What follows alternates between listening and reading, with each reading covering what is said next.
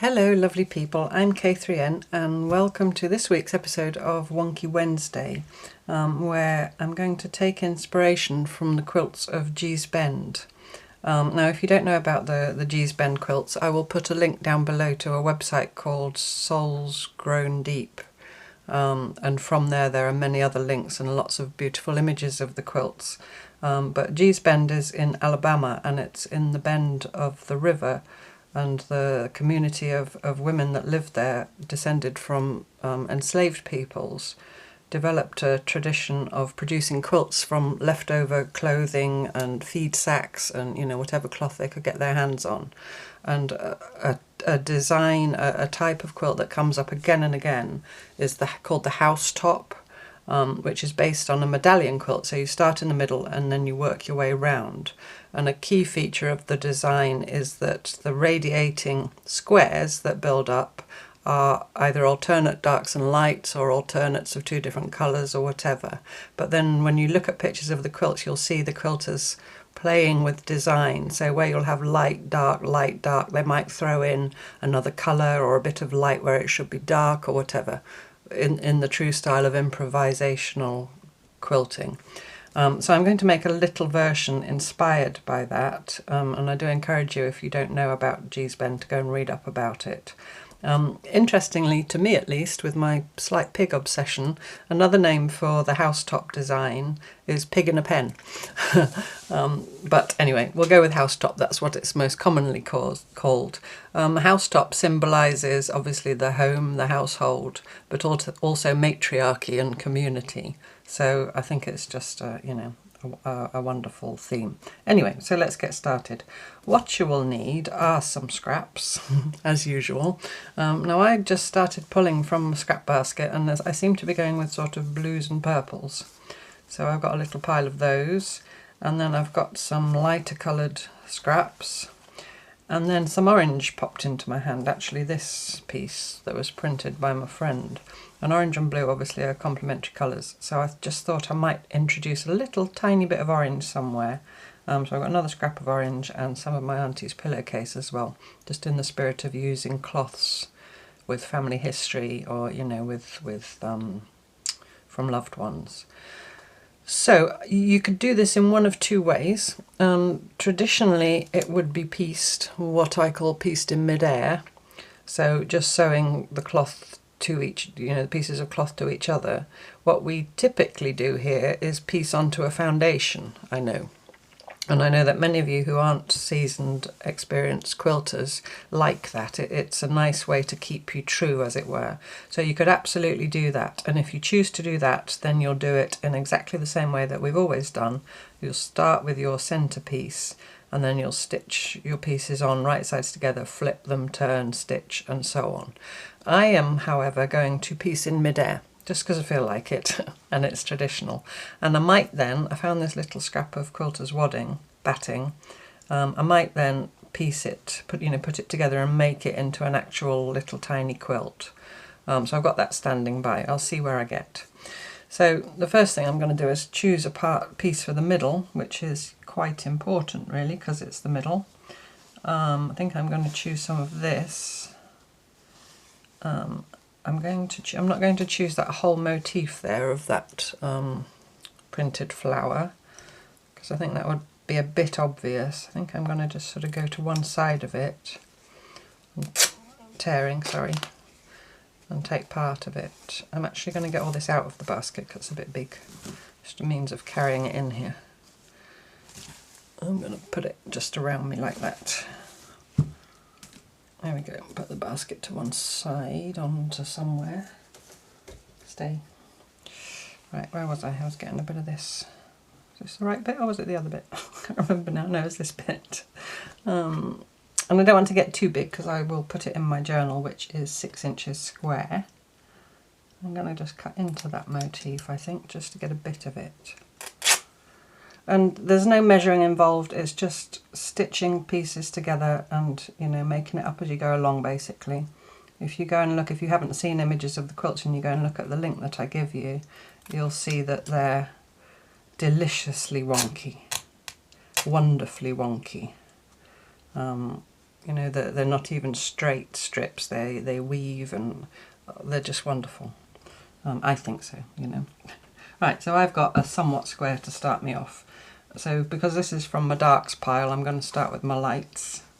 Oh, sorry, the other things, you need some scissors, a needle and cotton. I'm just using my vintage sewing cotton because I'm nearly down to this gorgeous inner cardboard, which I might, you know, use for something. Anyway, some cotton. I'm just going to get a bit of something. We'll have some of this tea-dyed loveliness. So you could do one of two ways. When I've been scrutinising the images online of the actual quilts, they're either pieced sort of log cabin style, so you stitch a strip here and then turn and stitch a strip here and work your way round, or they're done the courthouse step style, if you remember when we did that, so pieced here and then opposite sides, or it's a mixture of both. It's truly I really struggle to say that word. Improvisational. Is that right? Yes. So, you know, do whatever you feel like, basically. Just bearing in mind that principle of concentric circles. So that's about the right size. Let's just snip some off. Tearing.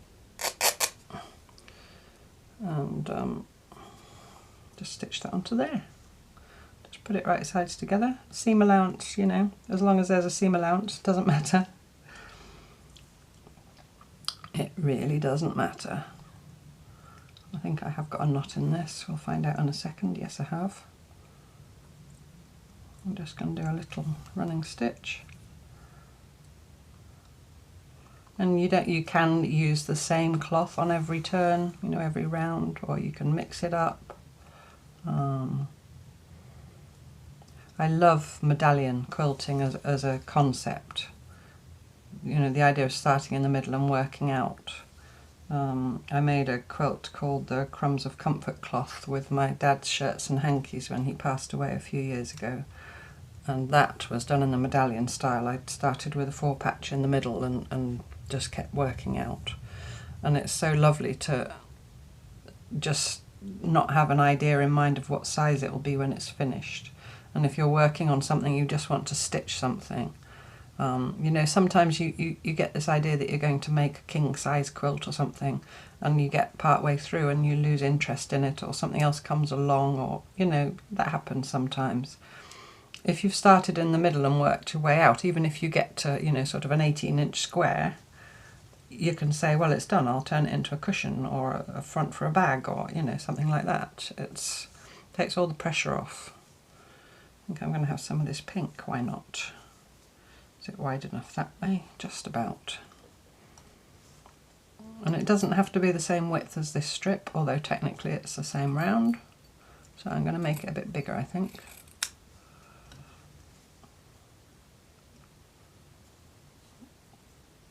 It's slightly too short, but I don't mind. I'm not going to bother with a knot. I'm just going to take a tiny back stitch. And I didn't have to break my thread because I seem to be going round and round, but I did, so. I'm stitching through the seam allowances. I'm not worrying about anything. I'm just stitching. It's just using these little scraps as if they were little scraps of paint. In Monday's video I talked about little piles of stuff. I said stuff 5 million times, I think, being like clay. Now it's paint. So now I need, again, I'm not going to cut my thread because I can just, you know, jump across. Free and easy. Oh dear, there's a little dog squeaking. I think he's just barking. Stelza's gone to look. Just cut it to size. If you, you know, if you've been following this for a while and you've done a lot of the pieces, the foundation pieced pieces. Now here I'm just wondering whether I want it right side up, that's quite a definite pattern, or whether I want the wrong side up, because it's more muted. I think I'm going to have the wrong side up. Yeah, sorry, I've interrupted myself. Yes, if you have been piecing onto the foundation, I do if you want to, invite you to have a go at piecing in mid-air like this. It's a different way of working, and I think both have got their merits. I do both. Sometimes it's nice to just have the foundation square as a framework to work within. It's comforting. You know as long as you get to the edges and cover it all with your little scraps that it'll be the right size for your project. Other times it's nice to just not know what size your project's going to end up. Just pick up 2 bits of cloth, stitch them together, stitch on another bit, and just keep going until you want to stop. Right, so, and I'm obviously not ironing, I'm finger pressing. So I'm back round here, and I feel like I'm almost just choosing pieces at random. I'm sometimes being guided by, are they the right size? I'm going to cut this because it's got a selvage over there. And again, it's slightly more stripy on that side. Do I want those definite stripes? I think I do now, rather than the back, which is more muted. I'm not worrying there that those stick out. I'm really just enjoying stitching the bits of cloth together.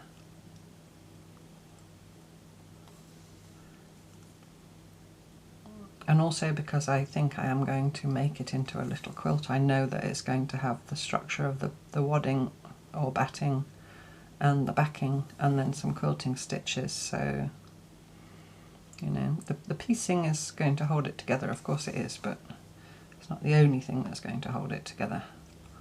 Or maybe there is an analogy for community. Oops, come on. Whoops, what's happened there? Something strange has happened. Put it back and try again. It's all pulled up too tight now. I'm just going to stretch it out again. Something in that seam allowance wasn't. I think it was maybe a combination of the selvage and the seam allowance. It'll be alright. Now I've got a knot. There we go. So I've now done, still got another knot, and twist my thread. I've now done 1 complete round of my lights. Now if you had something like that, you can always then make sure you get your piecing thread out of the way, trim it a little bit. But you don't have to, you can just leave it in there as extra padding. And now I want a dark piece. Try and keep my lights and darks somewhat separate. Now I don't know if I want to repeat the middle piece again later. I don't want to repeat it yet, I don't think, because it's too close. Although I could have chosen to do that as a design element. Just making these little choices as you go along. This is very bright, this scrap. How's the back of it? And the back's a bit light. Don't think I'm going to use that just now. Some of this maybe. I feel like I want purple. Let's have some of this purple. Or some of this purple. That's some silk. Yeah, let's have some of the silk. Why not? Let's treat ourselves to a bit of silk. And again, I can just stitch that on and trim it afterwards, or I can trim it first. Just the same, the process is the same as doing a log cabin. Pick your needle up, Catherine. This is quite wide. I'm going to sew it on as it is and then see if I want to trim it later. And it's quite fraying as well, so I'm going to make sure I get quite a big bite of it into the seam. So do you see I've stood it, I've made it come further up than the seam of the piece I'm going to sew it to.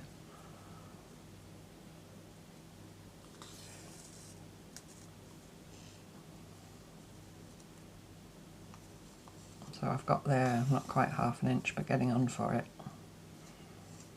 So I just noticed that the cloth was a fraying kind of cloth and decided it needed a wider seam.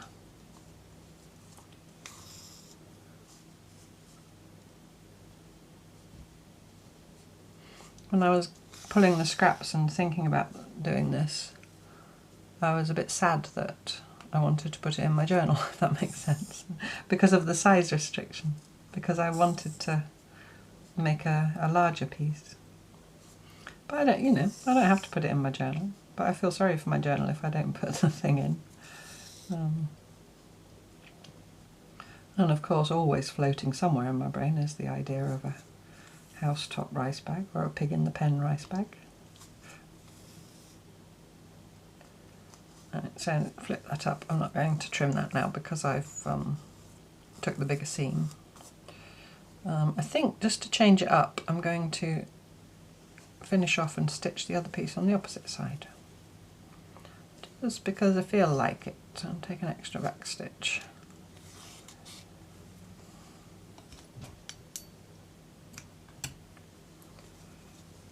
And then I'm going to put something, I might put blue on the other side. Some of this lovely indigo blue. I think I might have to go that way. I'm going to just tear it, not quite in half, to give myself deliberately different size strips. Tear it.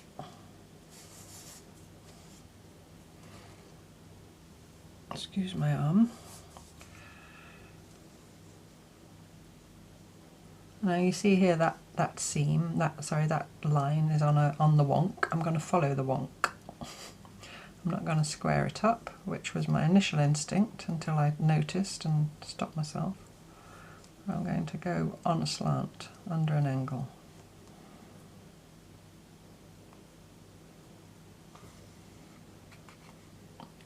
I'm not going to do that. I've got my two bits of thread the same length. Pull that longer.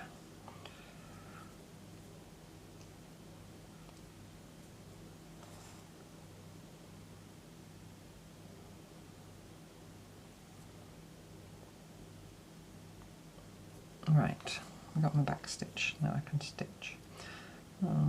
So it's a lovely day here today, lovely sunny weather. It's really warm in here in my new little home when it's sunny. Not so much in the living room, which doesn't have a window on the south, it has a window on the north and on the... I'm trying to do a compass in my head. On the north and on the east, yeah, that's right. Which is lovely, actually, the front window on the east. If I sit on that one end of my sofa in the morning to have my cup of tea, that's where the sun comes in, that's lovely. I'm going to do an extra back stitch there because that stitch went a bit big over the seam. But yeah, probably wasn't necessary, I just felt like it. And I had a friend over this morning, a lovely friend who brought me a huge stack of different furnishing weight fabrics that she had remnants, well, quite big remnants, so that I can make some blinds for my windows. Now I'm going to make very rudimentary simple blinds, but when I mentioned it in my video, my Park Home Life video, a few of you said, would I show you? And I will show you, but like I said, they're going to be very rudimentary, but I'm more than happy to share how I'm going to do it. So that'll be coming up. I'll have to clear the decks and get the sewing machine out. I will do that on the sewing machine. Right, so I want something here. I might just trim that a bit more. In fact, what I might do even is just, you see how that's on an angle? I might exaggerate that angle a bit, like that. And I've probably cut through my stitching there, but I don't mind because I'm going to stitch over it now. Now I've got this is actually more green than blue, but I don't mind that. Again, I'm going to tear it sort of offset, not in half. Oh, that might even be Polywolly cotton. The way it tore, I felt resistance on the way it's curled over, but it doesn't matter. The quilters of G's Bend use anything and everything. A lot of corduroy, because apparently at one point I don't know if they still do, but they had a contract with the Sears company to produce, I think it was cushions. And so all the scrap that were made of corduroy. And so all the scraps of corduroy they took home with them. And they found their way into their quilts. So it's not something you would normally think of as a cloth for quilts, corduroy. But again, in the spirit of using what you have.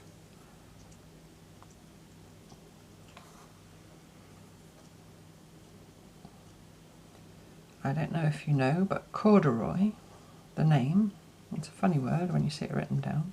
It actually comes from the French corde du roi, which means the rope or the cord of the king. I did used to know why, but my brain can't find why. There's a reason. Probably something to do with the cloth being made for kings.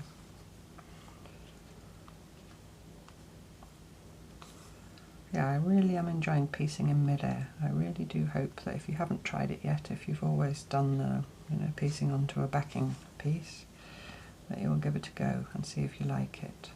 You don't have to like it, of course you don't, but I think it's one of those things you might not know until you try.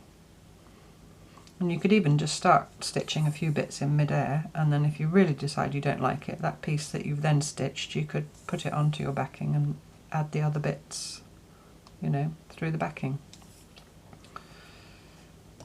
I'm going to, because that's under an angle, I'm going to flip it first before I trim. And then I'm going to trim, being careful not to cut my piecing cotton. And I'm going to finish off, actually. I could have done that before. Would have made more sense, but who says things have to make sense? Right, so now I need a dark piece over here. What have I got there? I've got this brighter blue. Do I like that? I'm not sure about this. Yeah, I feel like I'm being a bit safe. I do think I want something more, not so safe. Maybe that's brighter blue, but not quite as bright. I think I'm just going to have a skinny bit of it.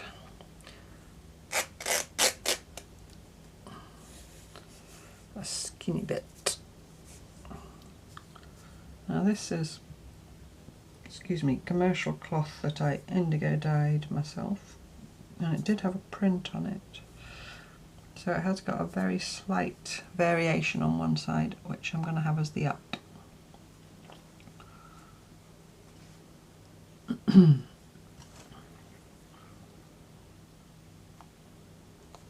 just looking, I think I feel like taking quite a lot of that pink away and just having a little bit left.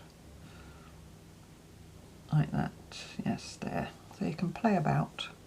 So that you see, when you don't have the restriction of your seam allowances have to be a certain size and your strips have to be a certain size and all that, I just think it makes the process so much more engaging because you can play with all of those things as you go. And personally, I find the finished piece more interesting to look at when everything's all different sizes and lines and so forth. That's just me. Each to their own, you do you, etc. I'm going to have a little sip of my tea because it's getting cold. It is, in case you were wondering, rooibos or red bush tea, and it's got cat hair floating in it. Which I've now picked out with my fingers and then licked my fingers, so I probably ate the cat hair anyway. Talking of cats, Fred has gone outside. I've let him out today. It's maybe early. We've been here 8 days, but he was very calm and happy and relaxed and at home up until the middle of last night. Well, about midnight really. I'd just not long gone to sleep, and he decided that he wanted to go outside. And he made this known by racing up and down, screeching and yowling and carrying on. And when I took no notice of that, he started climbing up the curtains. And he came into the bedroom and jumped on me, and then jumped onto the curtains as if he was Spider-Man, Spider-Cat. And then he shinned up the curtains and hooked his front legs over the curtain pole itself, and he was hanging there. And so I got up and helped him down, thinking he was stuck. But the minute I helped him down, he jumped up there again, and he just kept doing that. And then in between doing that, he would then go and race up and down again, and I could hear him yowling at the window, so I put the light on and I got up, and he was obviously just desperate to go out, but I didn't want to let him out, you know, in the middle of the night like that, and not when he was in that frame of mind either.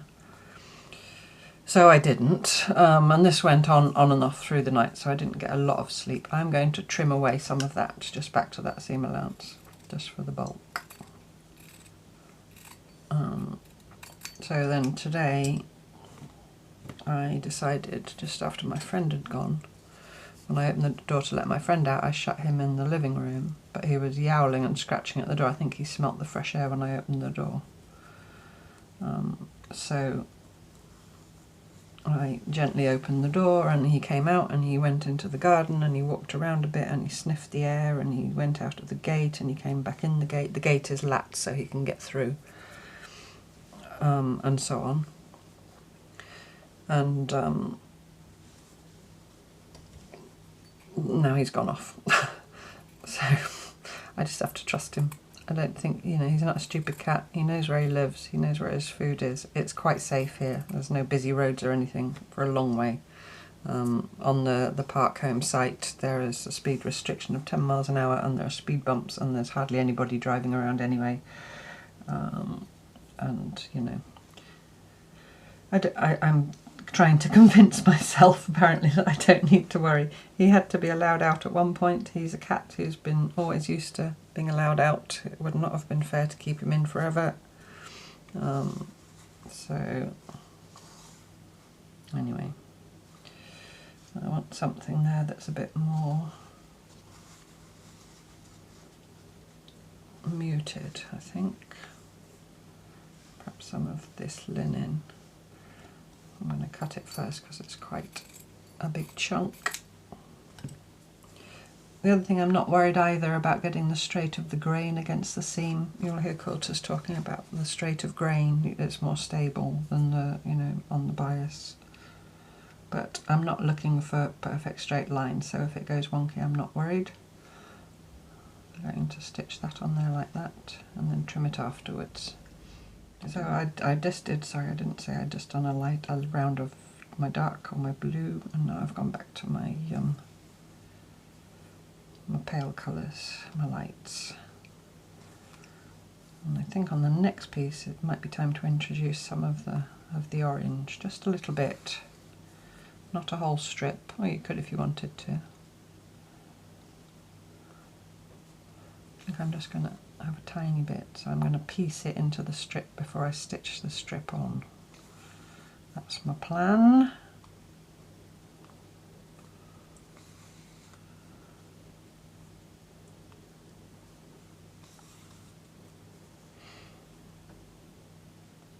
With regards to the Park Home Life series, which is now at the moment a series of one video which I made last Friday, I don't think it's going to be weekly, certainly not at first, just because I've gone from, you know, a very quiet life with not a lot going on to quite a lot going on, and especially with, you know, just having moved and all that. So rather than impose on myself 3 videos per week, I thought, well, you know, the Park Home Life, I'll make it maybe fortnightly, maybe even occasionally. So just look out for it. I'll try and remember to warn you in the Facebook group, and that's a really weird shape now. I'm just going to cut that little end off. I don't want to trim this yet because I'm not entirely sure how I want it to be. So I want to put something here. Yep, so just to finish what I was saying, so Park Home Life, there won't be this Friday. I don't think I'll have time. Tomorrow I've got a, sorry, today actually, but I'm filming this the night before, the evening before. So today I've got a CQS meeting all day. Sorry, sip of tea. Thursday I've got an electrician coming to install my cooker. Yay! Stells and Stells. So, you know, and then it's already Friday. So I want another bit of light there. I think I'm going to repeat this, and I quite like that with that. And like I said, I'm going to put in, do you see how now it's nowhere near square, but I'm not worried. I'm not worried. Do I look worried? No. So I'm going to get a strip of this, I think.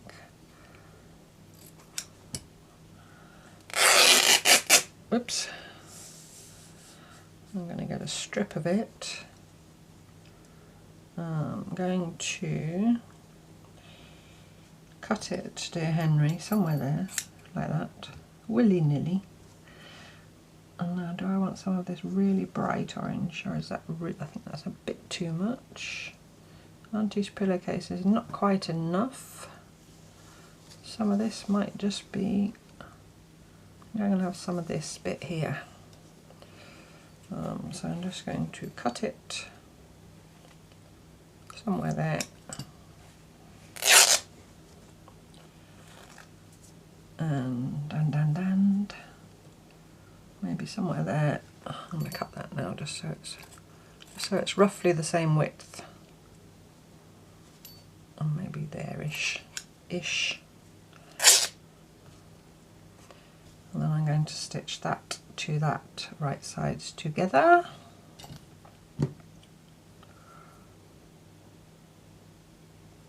And I'm not sure I'm going to have all that orange, but I'll trim it afterwards when I see exactly how much I want.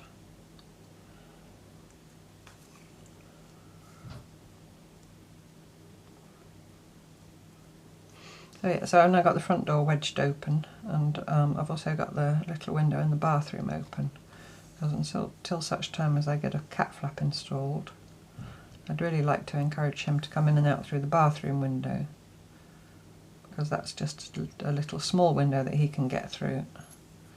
But that would be safe to leave open at night, and also Stella can't get out. I've given this a lot of thought. I've been around all the windows looking at them and assessing Fred accessibility and Stella accessibility, and you know, all that kind of thing. And that's what I've decided. So right, yeah, I just think I want a tiny bit of that orange, so I'm going to cut it about there somewhere. And I want some of this the other side of it. So I'm just going to stitch that to that now. Leave it all long.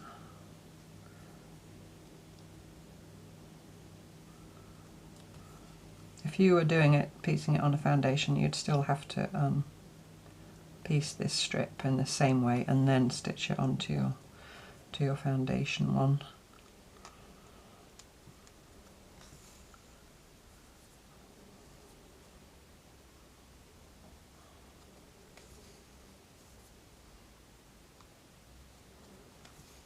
Alright, so that's joined to there. Cut it.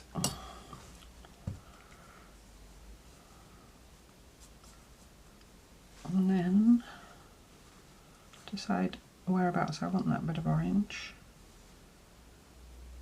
Now here you see, I could either put it there.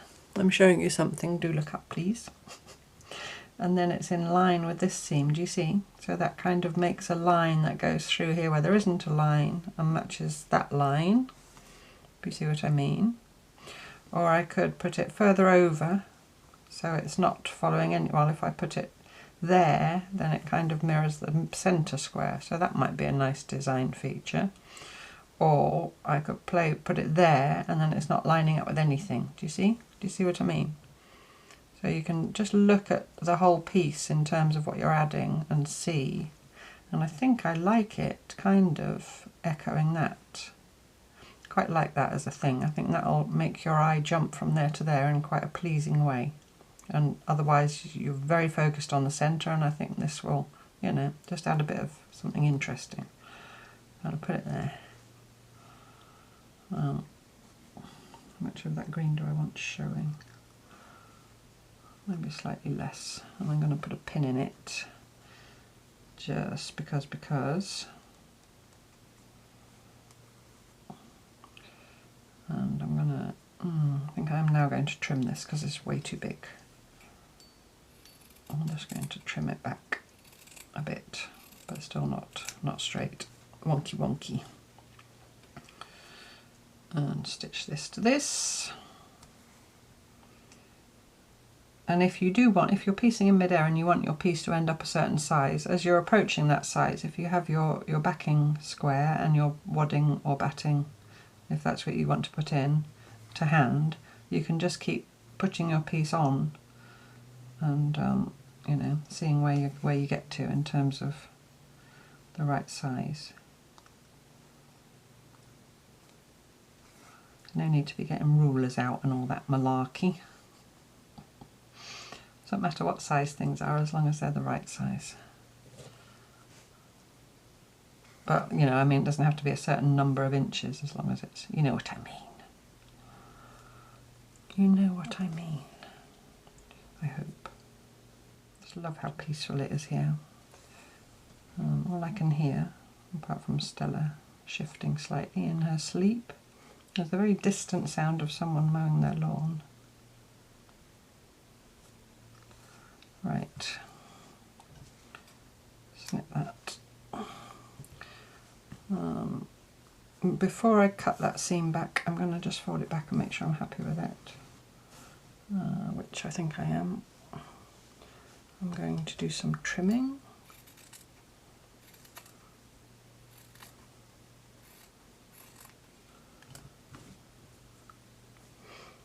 And again, I'm going to open it before I trim because of the angles.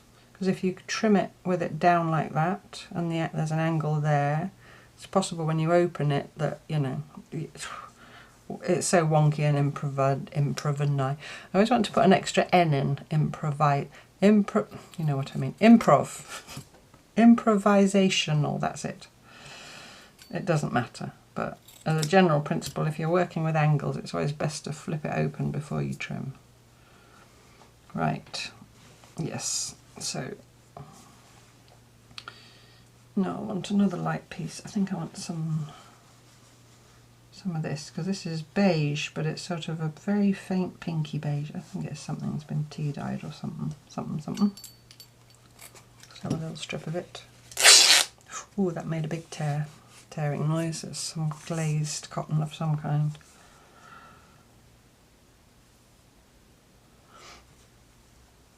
But I hope you can imagine how much fun it would be to make a whole quilt this way. You could use bigger pieces, of course. So it's just a scaled down version. Just keep stitching bits together. And when you get further out, it's kind of like Kawandi in reverse, isn't it? If you were here for Kawandi week, where you unusually in quilting, for Kawandi you work from the outside in onto a foundation, or several layers actually. And there, when that's done by in patches, not long strips. Well, sorry, no, that's not true. You see a lot of traditional Kawandis done with long strips, but also you see long strips pieced together and then stitched on, as well as just individual patches. Now you can do that with, if you did this kind of medallion quilt or a housetop or pig in a pen if you prefer. Like I did here to add this bit of orange, if you had shorter strips you just sew the strips together and stitch them on that way. Oh, this thread's getting really knotty. Naughty and knotty. Oh, I'm in that silk where I wanted a bigger seam. I'll just come in a bit.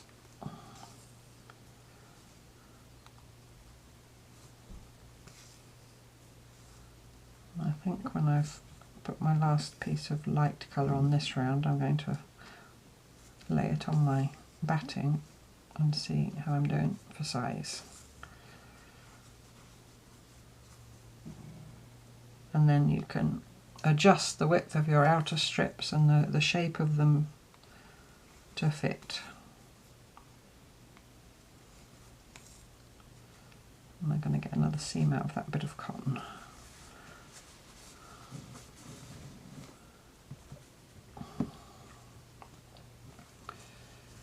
We shall see.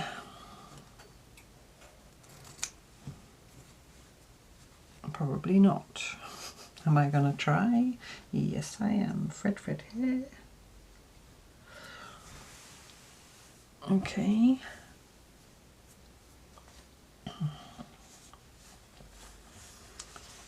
I've got this chintzy stuff, lawn. I don't know if I like it with the floral or not, or whether I want the wrong side.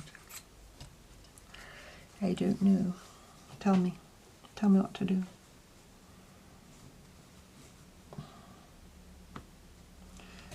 On the one hand, you might say that's an interesting design element to suddenly have floral. Well, there's a bit of muted floral here. On the other hand, you might say it's distracting from the overall.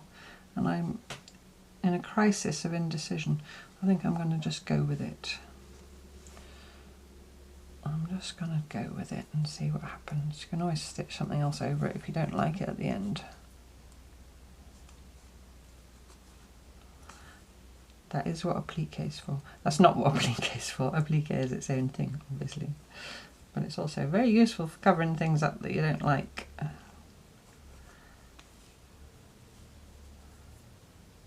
think I've told the story before quite some time ago about a friend of mine years ago who made a quilt, and while she was putting it together to quilt it, she cut a hole accidentally. I don't know why she was cutting, maybe she was cutting a thread. Anyway, she accidentally cut a hole in her quilt top. So she appliqued a butterfly or a heart or something over it. And then her little granddaughter was there staying, and she explained to her that she'd made a mistake, so she covered it up with a butterfly. And the next time her granddaughter came, my friend had made this huge quilt that was all applique. And her granddaughter looked at it and said, "Granny, is that applique?" And my friend said, "Yes, it is." And she said, "You must have made a lot of mistakes in that quilt then." So that's why I always joke that that's what applique is for. I keep hearing the door and thinking it's Fred coming back, but I think it's just the wind. Or the wind or the gentle breeze.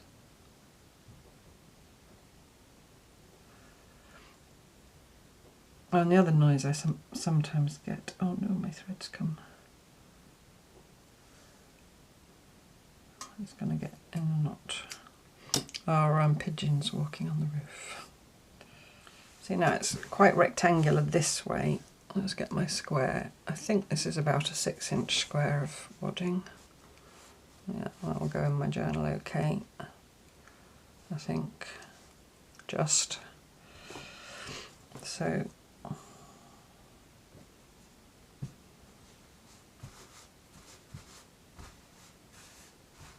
it needs to be maybe, it depends whether I want the last round to be dark or light really. I could either do 2 thinnish rounds and do a dark and a light, or just 1 round of dark.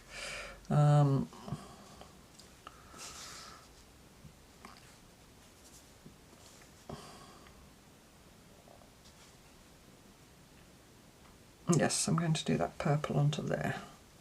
I didn't want to put it there because I didn't want it opposite that other piece of purple. I just find it more pleasing if they're perpendicular. Purpledicular. Sorry, tell myself a joke. If they're purpledicular to each other, the pieces of purple. It was so funny I had to say it again. Sorry. Don't get giddy, Catherine. Get a grip. I made a knot now. See what happens when you get giddy. Did not mean to do that. Oh dear. Well, do you know what? I'm just going to cut that below the knot and use that as a knot. That can go in the aughts. Sorry, I'm still chuckling at perpendicular.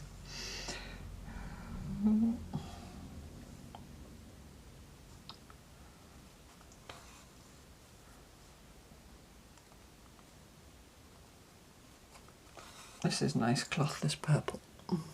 Where are we? Oh dear. Well, it doesn't matter. I was just looking at the time. I'm sorry, I felt like I'd been going on for a long time. This is Wonky Wednesday after all, and they're not usually as long as the Mondays, but you know. You can always fast forward if you just want to know how to do it and not listen to me making ridiculous jokes. Oh dear me. I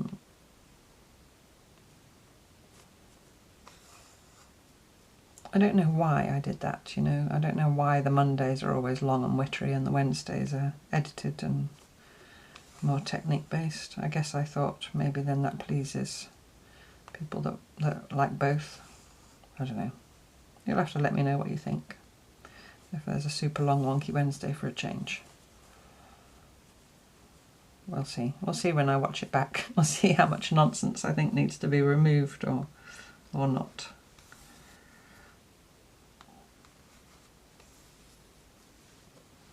Right. Oh yes, I'm liking that purple next to that bit of orange.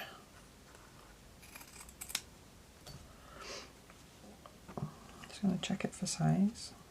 Because obviously you can always trim some off. So as long as it's big enough, or a bit bigger even, it's fine. So now I want something here. It doesn't have to be one bit, it could be 2 bits joined together, of course. Maybe, baby, we'll have some of that green there, because I like that. Maybe, baby, some of that with it, because those are nearly the same colour, but not quite. Let's do that. There's be enough here just to do this one little line.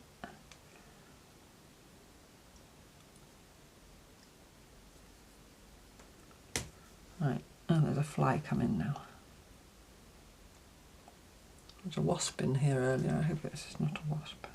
Pretty sure it's a fly. Nothing against wasps, but I don't really want them indoors because of Stella. She is inclined to go after them, not knowing the difference between a wasp and a fly. And that seam could go one way or the other way, or it could be open, or it doesn't matter. I'll do it open. Stitch that onto there. Again, I'm looking at this line and seeing I want it there, and then it's not, although I don't want it in the exact centre of the square. Somewhere like there. You see my stitches showing because I'm pulling it apart, but I think it'll be alright. Let's do it there. Let's put a pin. Oh, pinning it to the wadding now, which is not what I wanted to do just yet. Get away, we need you later.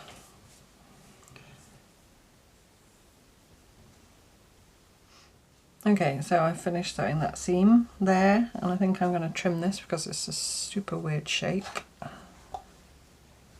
I'm going to have a look about my size.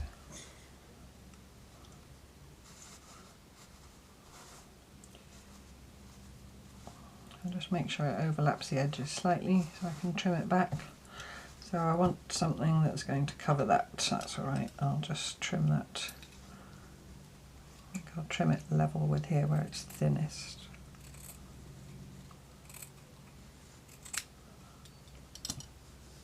I'll sew some of this on. This is a bit of my vintage kimono cotton. There's already a seam in it. I'm going to cut it next to the seam.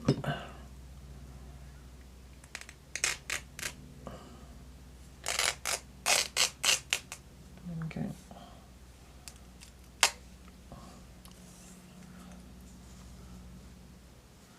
It's also got the dark side. Yeah, I think I like the dark side. Welcome to the dark side. Yeah, we'll do that. So I'll sew this on. Okay, so that's that bit sewn on. I'm going to trim that more or less straight. Get my wadding back in again. That will require quite a big, although I don't have to make it square, do I? I could make it rectangular if I wanted to. Nobody to stop me. I keep spying this bit. Maybe I just want some of that. Maybe that's the answer. Not all of it, not a whole line of it, just a bit. It's not big enough. What should we just have some of this with it? Oh yes, oh yes, oh yes. The other thing I could do, of course, is sew this strip on and then sew another strip on. Perhaps I'll do that. And I join these two bits together.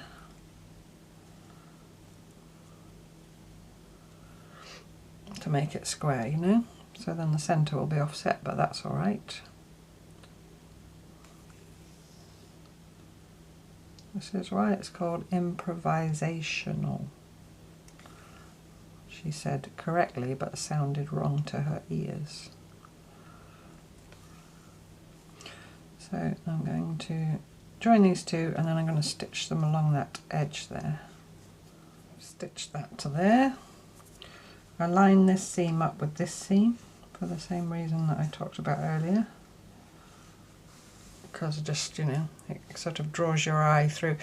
Your aim really is to make the piece a cohesive whole rather than seeing the individual patches. So little things like that can help create that. You know, it's a whole design rather than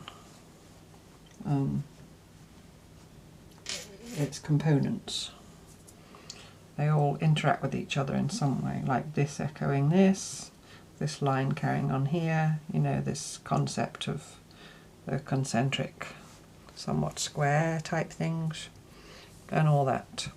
Right, so, oh, I'm going to sneeze. Oh, sorry, pinch the bridge of my nose in the hope that it doesn't happen. So I could now, if I want to make this fit this piece of wadding, well, of course I could just cut the piece of wadding since it doesn't matter. Sew something along there. I think I'm going to sew a bit of dark along there. About the other side of it. It's not dark enough.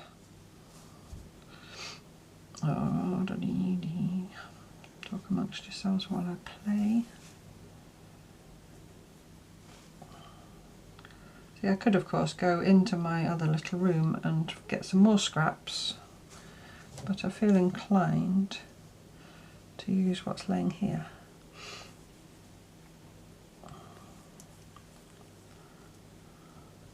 So that's what I'm going to do. And this bit, this, which gives you 2 for the price of 1. Nearly put all it's in my tea then, because it's double-sided, so I'm going to use the other side of it. Turn it around because it's wider there and that space is bigger. Do pig. Right, I can do pig in a pen. Alright, I'm going to stitch that to that all the way along. Okay, so I've done that, stitch that on there, just having a little clear up. So I'm now going to make my sandwich, my quilt sandwich, not, you know, not tuna mayo, which is what I had for my lunch. So here's my backing, laid out nice and flat. Here's my, no, wrong, Catherine. Call yourself a quilter. Batting next. Now batting often, sometimes, has a scrim layer, which you can see in amongst the fluff and thread hair, often as little dots, and that's a kind of a glue that stabilises it. And where you see that, that goes to the back. The other side is fluffier, and that's what you want to go up into your quilting stitches. So I'll put the scrim side down. Obviously that's too long, I need to trim it. So I will. Tearing, sorry. It's not much use to me to say tearing after the fact, is it? Anyway, I think there's nobody here who minds the sound of tearing, so probably don't even really need to say it. Right, so there's my backing, my wadding, right side up, and then my quilt top, my little mini quilt top, which I'm going to get as centred as I can, but I'm not going to worry too much. Apparently I'm going to worry a bit. See, it's now quilting, so I now feel all my old precise ways coming back anyway. And then, so you would normally use safety pins, or you'd stitch tack, you know, but you start at the middle and you work your way out. That's the, so I'm going to just use applique pins because we're on this little scale. So really smoothing it out as well as I can. This is basically how you construct a quilt in a very rudimentary, wonky way. And I find even if you baste super accurately, super carefully, and you smooth, when you start quilting it will still shift. You know, as it'll push, no matter what you do. But doesn't mean you can't do your best. So I'm really smoothing it out. And obviously this is little, so I'm able to turn it. When I used to do big quilts, I either do them on the dining room table in sections, in the days when I had a dining room table, or do them on the floor. Doing them on the floor was fine up to a certain age, and then it became more uncomfortable. The other issue was if you had carpet on the floor, how many times did I pin a quilt to the carpet? Anyway, I don't really make quilts like that anymore. If I do quilts, I do a quilt as you go type thing, which is what the Monday project is going to be next year. It's going to be a kind of cobbled together piece that will eventually be a quilt. And there will be a lot of flexibility in there if you don't want to make a quilt, you know, if you want to make something else. I'll come up with ways to make it flexible. Right, so there's my little quilt. So now we have to quilt it. What am I going to quilt it with? I'm going to get rid of all these scraps out of the way. Excuse my arm. Put them back in that basket, although it would help if I put the basket horizontal first, because vertical baskets don't often hold things very well. Okay, so I'm going to, really, I think I'm just going to do concentric squares, but I'm not going to follow the seam lines. I'm going to make them more square, if you see what I mean. I'm going to choose something. You could just do some slow stitchy type stuff, or, you know, whatever. I'm going to choose this greeny grey, bluey grey, whatever colour you want to call it, for starters. And a bigger needle, that one. Now this is not proper quilting. Well, proper quilting. This is not me trying to have my stitches and the spaces between exactly the same size and however many stitches per inch I used to be able to get. I think it was 11 on a good day with the following wind. I'm not doing that anymore. I'm just going to stitch it. But quilting, at its most basic definition, is just stitches that hold layers together. Stitches that hold layers together. So I'm not going to mark it, but I'm going to kind of stitch squares. I'm going to come up here somewhere. So I'm kind of eyeballing parallel to the outside edge, which is square, and not to the piece patches. So if you wanted to do this and you were happier, you know, drawing some lines with a disappearing pen or pencil of some kind, then you go for it. I'm just flicking my eye up and down. I don't even really mind if it's not perfectly square.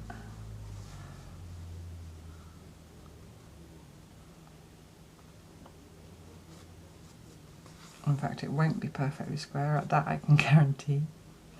I'm going to turn. It's not often that I stitch through wadding. You know, the 3 layers of a traditional 3-layered quilt.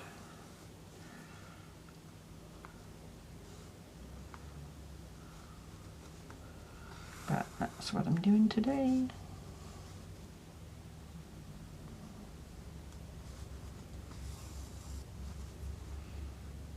I'm going to turn.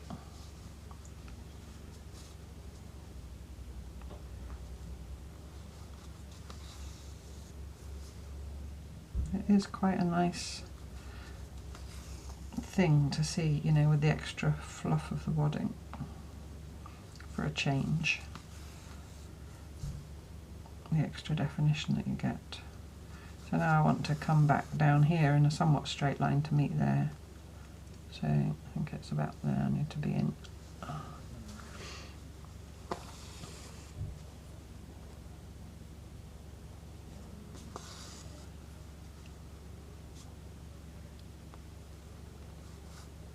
Again, I'm just eyeballing to be parallel to the outside edge. And as I come round, I'm going to just adjust my stitch length a little bit to make sure I don't end up with a great big gap or a great big stitch. One more. Like I say, and that pin's now redundant. And do the same thing around here. I'm just going to jump and I'm going to work my way through. I've left my knot on the back, you know, you'd pop your knot in if you were doing it proper. So I'm going to come up here somewhere.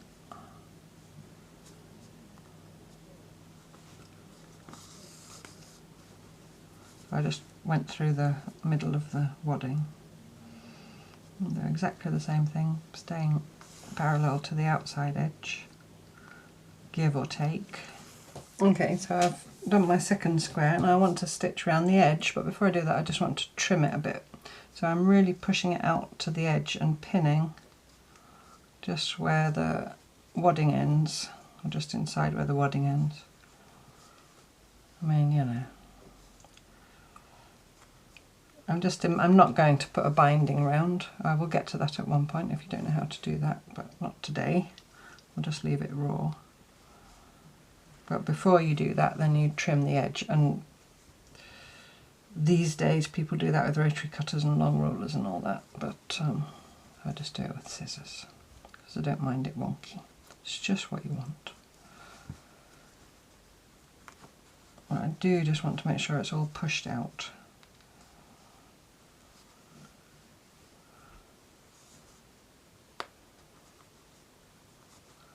And then I'm just going to trim it where necessary. A little pucker there. I don't mind puckers. Right, so I'm going to turn it over first and trim back level here. Do you see where it's sticking out past the backing?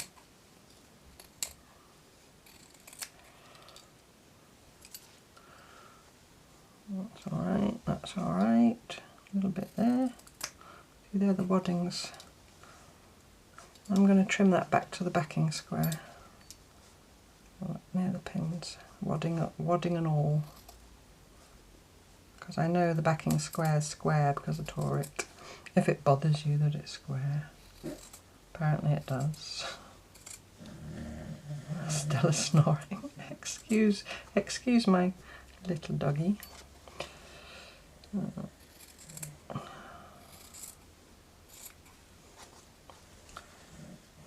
Bit more there. There we go. And then on the front,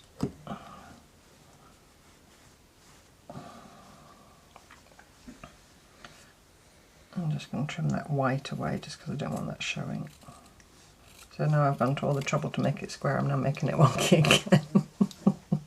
Just keep cutting it until there's nothing left, Catherine. Right, that one bit and then I'll stop, I promise. Or maybe just that bit. Right, stop. That'll do, peek. So what I'm going to do now is decide which way up I want it. That way, I want it that way. And I'm going to sew it into my journal. This is me planning ahead. Down this side. So I'm going to stitch there, there and there. And no, yeah, I'm going to stitch there, there and there and stop. and then use the final line of stitching to attach it to my journal. So I'll go and do that and then I'll come back again. Okay, so I've stitched on the 3 sides and left this side to put it in my journal. I must say I'm very pleased with it. Yeah. And now basically you've got, if you have never made a quilt before, that's how you do it. I mean, I'm not even really being facetious. It is that simple. It's just a bigger scale. I mean, obviously there are more issues when you're handling a larger piece of cloth or wadding and so on to resolve in terms of ruckling. But the actual techniques required, that's them. Apart from the binding, like I said. Right, so I want to sew this to the edge of there. Can I do that? Just, it's very big. There's a paper page. And right on the edge.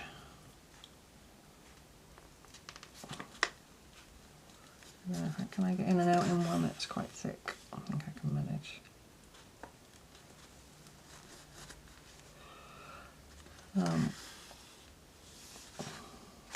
So yeah, so I'm just going to sew this into here. You don't really have to watch me do that, I don't suppose. I hope you have a go, like I said, at piecing in mid-air. And like I also said, you can start that way, and if you really don't like it, if you've never tried it before, you can then just put whatever stage you're at onto your foundation square and continue like that. But it does have its merits. And the other thing I wanted to say was I loved all the response to the hexagon bowl last week, and I really feel that I can't take the credit because I was utterly inspired by Becca at Willow Hill Designs and Christine at Create and Craft with Christine.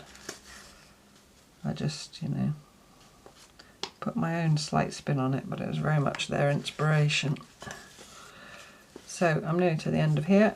That's this week's Wonky Wednesday. I hope you enjoyed it. I'll just put these last few stitches in so I can wave at you. The Wednesday journal is becoming quite plump as well. Not as plump as the Monday journal, but you know, I don't put everything in every week. There we go. So there we go. That is my Housetop, or Pig in a Pen, inspired by the wonderful quilts of Gee's Bend. Do check out the link if you don't know about them, and then when you go to that website there's links, you know, that take you elsewhere. It's a real rabbit hole if you don't know about it. It's absolutely wonderful. I just love it. And meanwhile, thank you so much for watching, and I look forward to you joining me next time for more cloth tales. Bye bye.